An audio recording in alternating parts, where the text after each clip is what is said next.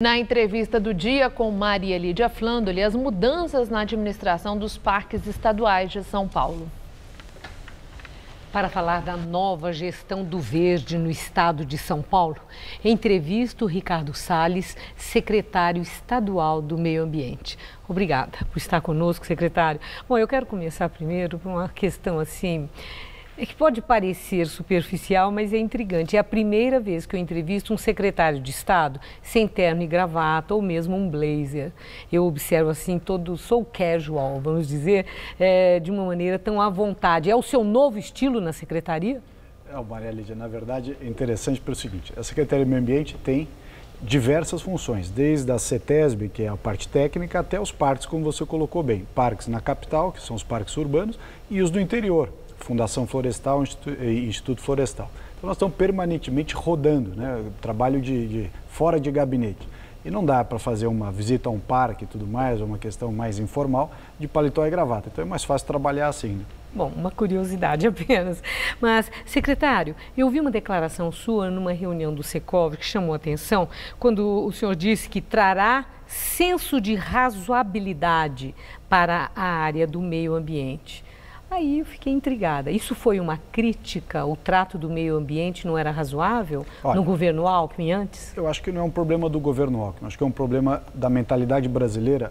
Nós evoluímos muito em vários pontos. Exemplo, Código do Consumidor. Quando saiu o Código do Consumidor, a sociedade estava conhecendo o assunto, evoluiu e aí fomos para vamos dizer, a normalização das relações de consumo. No começo, pontos mais radicais, enfim, o meio ambiente não é diferente.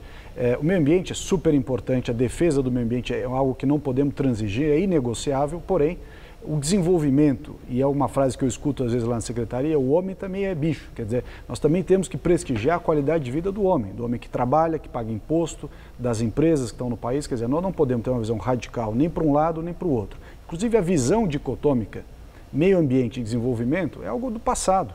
Hoje é desenvolvimento com preservação do meio ambiente. E um país como o Brasil tem tudo para monetizar, para ter os ganhos financeiros da preservação à luz do desenvolvimento. Então, é nesse sentido que a razoabilidade tem que prevalecer.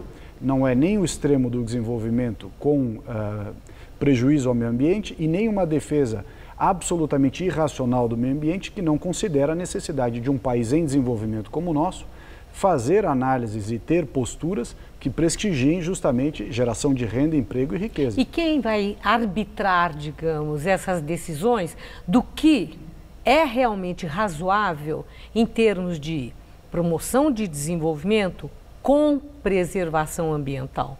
Quem vai ser o árbitro? Olha, em primeiro lugar, o árbitro maior é o governador Geraldo Alckmin, que foi eleito no primeiro turno com a votação histórica no estado de São Paulo, uma das pessoas, se não o mais preparado administrador público do país, e que fez, ao longo da sua história no estado de São Paulo, uma série de medidas que são de preservação do meio ambiente, mas com observação da necessidade de desenvolvimento econômico. Exemplo, redução do ICMS do etanol no estado de São Paulo, menor ICMS do Brasil para o etanol. O que é isso? Preservação do meio ambiente e incentivo à indústria que tanto emprego gera no nosso estado.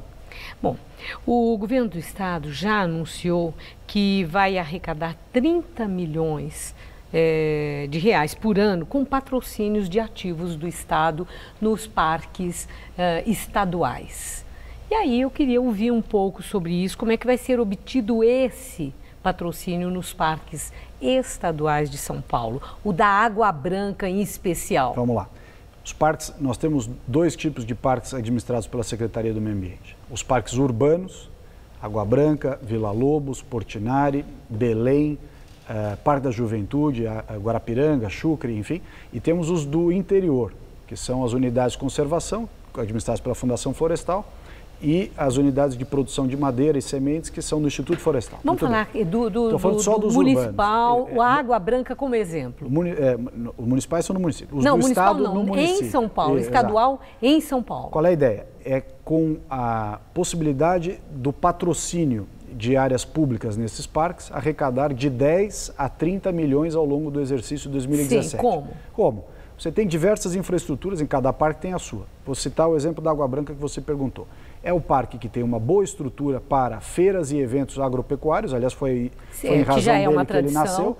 Pois é, mas há há uma resolução antiga proibindo leilões no parque. Quer dizer, que sentido tem proibir uma atividade econômica que tem a ver com a finalidade do parque, com a razão de existir do parque, e que poderia oferir receita para desonerar o orçamento. Orçamento esse que pode ser direcionado para saúde, educação, transporte, segurança pública. Quer dizer, não tem sentido você usar dinheiro para manutenção de parque, vigilância de parque, limpeza de parque, se o próprio parque pode oferir receita a ele próprio. Com o quê? Com seus ativos.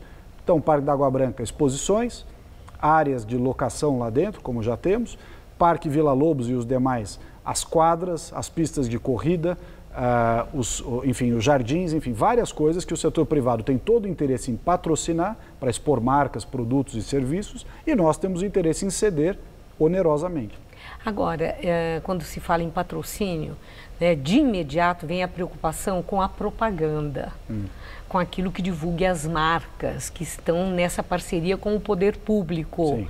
Qual vai ser o critério para que a propaganda desses patrocinadores não comprometa a área verde? Bom, em primeiro lugar, não há problema nenhum em ter propaganda. Sim, propaganda mas tem que ter critério. Não, mas o critério não tem nada a ver com o fato para não de haver poluição visual. Propaganda é um negócio absolutamente lícito, desejável e que gera emprego, renda e tudo mais para o Estado. Então, problema nenhum em ter propaganda. Qual é a propaganda que não pode ter? Bebida, cigarro, produtos que o Estado, até por uma questão de saúde... E do ponto de vista estético? Não, do ponto de vista estético é um regramento que cada parque, inclusive tem conselhos e tudo mais, cada parque vai adotar para o seu parque, ou seja, para a sua realidade, os limites de colocação de propaganda no parque. Se você vai envelopar, como se chama, o bebedouro, se vai pôr um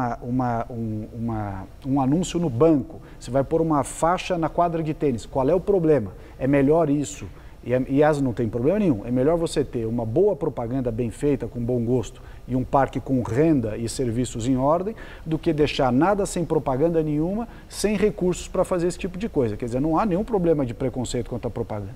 A última questão das pessoas que têm as suas barraquinhas no Parque da Água Branca e que estão assim muito aflitas por decisão judicial de que elas devam deixar aqueles lugares, que vai haver nova licitação e terão de pagar aluguel. Como é que está essa questão rapidamente, secretário? Bom, rapidamente. Decisão judicial se cumpre. Então aí nós estamos falando de decisão do Poder Judiciário, cabe ao Estado e também a esses permissionários cumprir a decisão. Quanto a isso não tenho o que discutir. Segundo lugar, área pública. Não tem sentido você ceder a área pública para quem quer que seja gratuitamente, a não ser que seja um serviço beneficente, como nós temos lá vários serviços no Parque da Água Branca. Agora, uma pessoa que tem uma atividade econômica, que ganha dinheiro no parque, que sentido tem no Estado ceder esse tipo de área gratuitamente? Então você tem processos de licitação para serem obedecidos, e nós vamos fazer, e você tem recursos para serem oferidos para o Estado, sob pena, inclusive, de improbidade administrativa. Eu agradeço muito seus esclarecimentos, secretário, e desejo muito boa sorte. Muito obrigado, Maria. Muito obrigada, boa noite.